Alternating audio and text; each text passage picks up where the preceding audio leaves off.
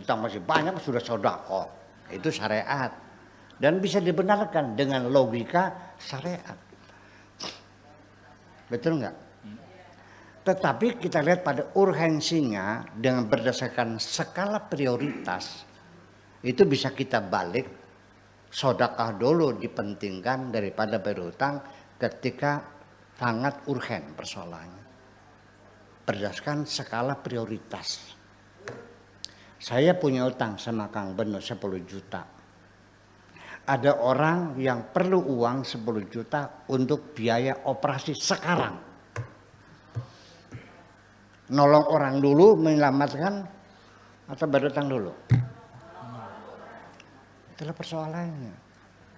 Kalau dua-duanya sama utang, yang satu buat beli motor, yang satu buat makan. Buat makan dulu dong. Ya kan begitu.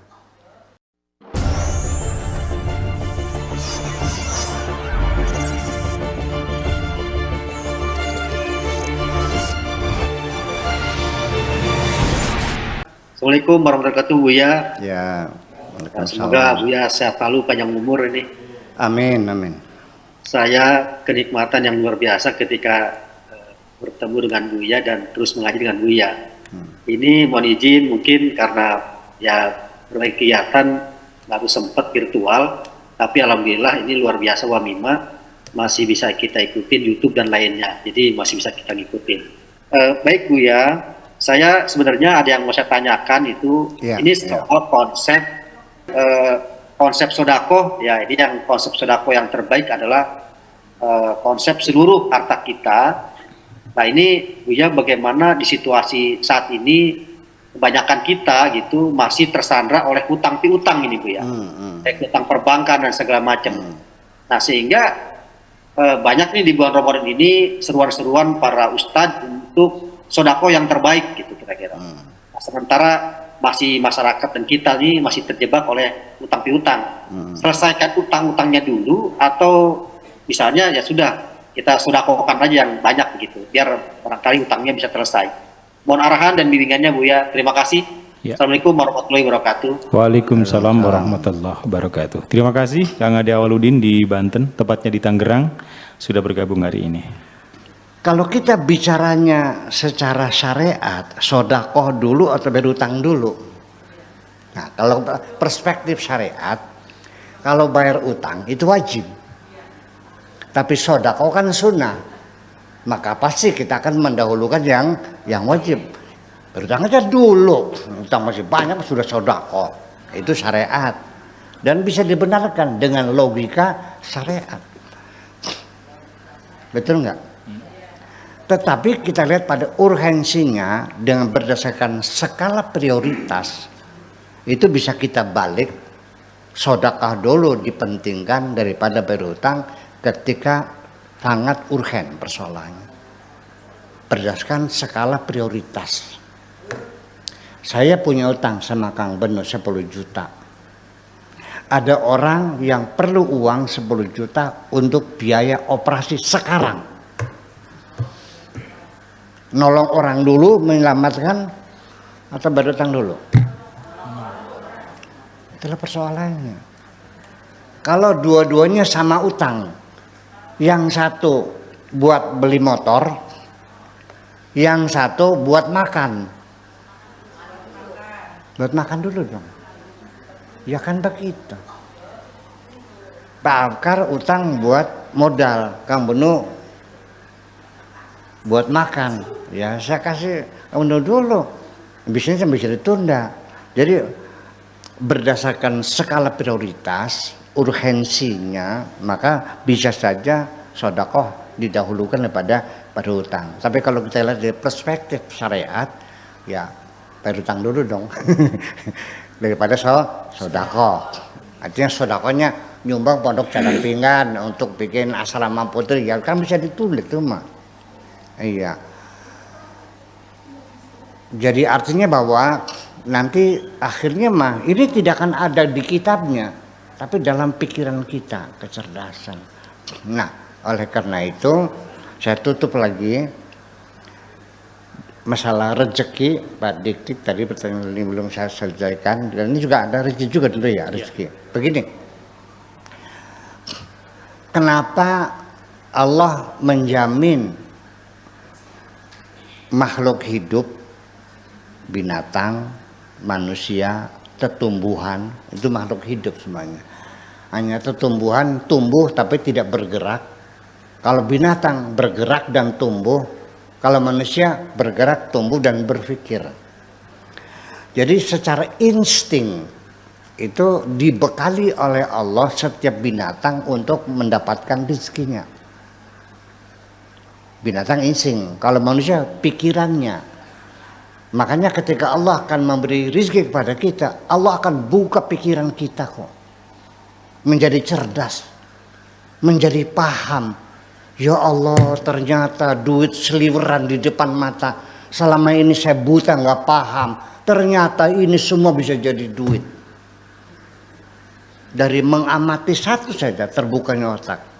Setiap di restoran awalnya dia melihat ada orang menggulung-gulung kertas begini. Entah sobekan rokok, entah bekan nota. Ini gini, ini lihat ini, tuh gitu.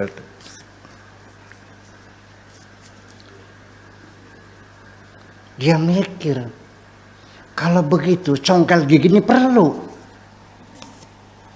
ilmu nggak tuh? Dia punya gagasan bikin congkel gigi. Jangan menghina orang bikin congkel gigi. Kalau sehari 3 tronton kaya nggak? Kaya banget. Di sebersen Indonesia congkel gigi itu kan ilmu juga. Sampah yang berserakan ternyata dia duit miliaran. Apakah itu kertas, kardus, apakah plastik, apakah pecahan-pecahan beling dan sebagainya. Itu tiap hari di Panguragan tuh truk tuh puluhan truk tiap hari tuh jalan dikemas semuanya. Jadi duit semuanya kok. Nah kenapa? Kok kamu tuh susah banget sampai kelaparan nggak bisa makan? Ya karena tidak dibuka otaknya oleh Allah. Itu makanya. Jadi artinya salah satu ketika Allah akan berikan jalan rezeki, dibukalah otak kamu dan kemudian semua kesempatan itu yang lewat di hadapan Anda, Anda tangkap semuanya. Enggak ada yang lewat kok. Betul. Itu.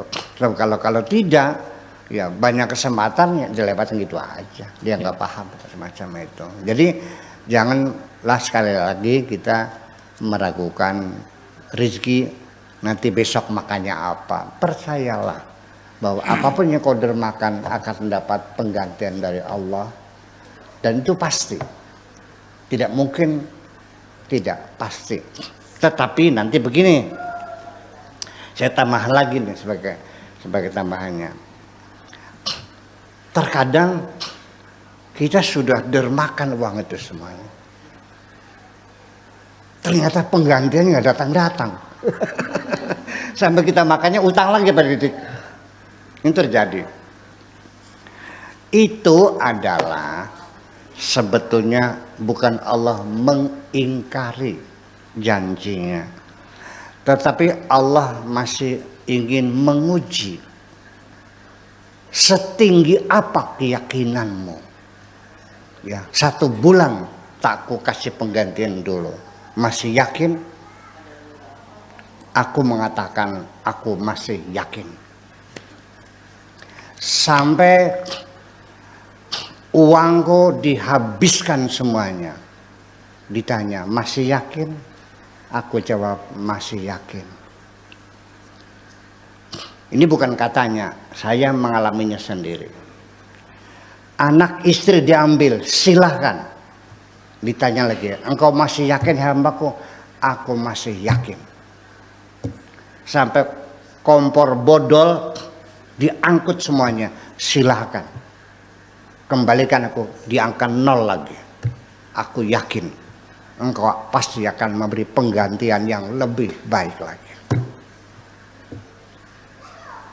Betul enggak? Berkenyataan enggak? Berkenyataan kok. dikasih anak istri yang lebih baik lagi.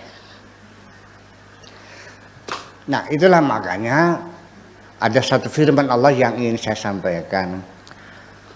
Afa hasiban nasu an yutraku an yaqulu amanna wa hum la yuftanun. Shadaqallahul azim. Saya terjemahkan. Afa hasiban nasu an yutraku.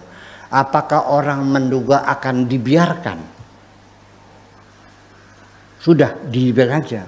An yaqulu amanna. Setelah mereka menyatakan aku percaya, dibiarkan. Bahum la yuftanun, tanpa diuji. Percaya, pasti kuuji. Begitu engkau yakin percaya, kuuji dulu. Tidak kulepaskan begitu aja, enak aja. Betul nggak? Hei perempuan, ketika ada laki-laki mengatakan I love you, apa langsung terima atau kau uji dulu? Diuji dulu nggak? Ya iya dong. Gimana? Perlu bayar Pak Afkar, sudah jadi spionase. Dia punya istri nggak, punya anak nggak, kerjanya apa? Ya dong, punya mobilnya berapa, dihitung semuanya dong. Jangan punya pacar datang langsung diterima karena tiap hari datang dengan mobil baru. Ganti Mercedes, ganti lagi BMW, ternyata calo. Itulah kira-kira percaya dan konsisten.